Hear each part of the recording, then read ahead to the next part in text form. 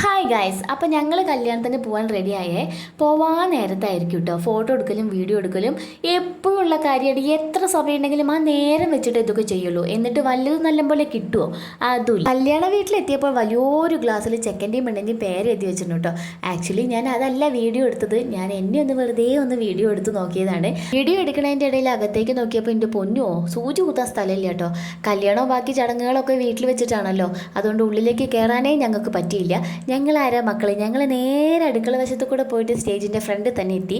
എന്നിട്ട് കല്യാണമൊക്കെ അടിപൊളിയായിട്ട് കണ്ടു കേട്ടോ. കല്യാണ പെണ്ണിനെയും ചെക്കനെയും വീഡിയോ എടുക്കുന്നതിൻ്റെ ഇടയിൽ ഞങ്ങൾ ക്യാമറ ഒന്ന് ഞങ്ങളുടെ ഭാഗത്തേക്ക് തിരിച്ചു കേട്ടോ. ഷോ വേണ്ടിയിരുന്നില്ല എന്നായി. രാവിലെ കഷ്ടപ്പെട്ട് ഇട്ടിട്ട് പോയ മേക്കപ്പ് മൊത്തം ഒലിച്ചു പോയി. ഒരു കല്യാണം കണ്ട അവസ്ഥയാണിത്. അതൊക്കെ ഒന്ന് റിമൂവ് ചെയ്യാനും കുറച്ച് കാറ്റും വെളിച്ചമൊക്കെ കിട്ടാൻ വേണ്ടിയിട്ട് ഞങ്ങൾ പുറത്തേക്ക് ഇറങ്ങി കേട്ടോ. കുട്ടികളെയൊക്കെ ഫ്രീ ആക്കി വിട്ടു. അങ്ങനെ കുറച്ച് നേരം അവിടെ ഇരുന്നതിന് ശേഷം ഞങ്ങൾ ഫുഡ് കഴിക്കാൻ പോയി കേട്ടോ. അടിപൊളി സദ്യ, 2 തരം പായസം എല്ലാം കൂടെ കൂട്ടി നന്നായിട്ട് തന്നെ കഴിച്ചു കേട്ടോ.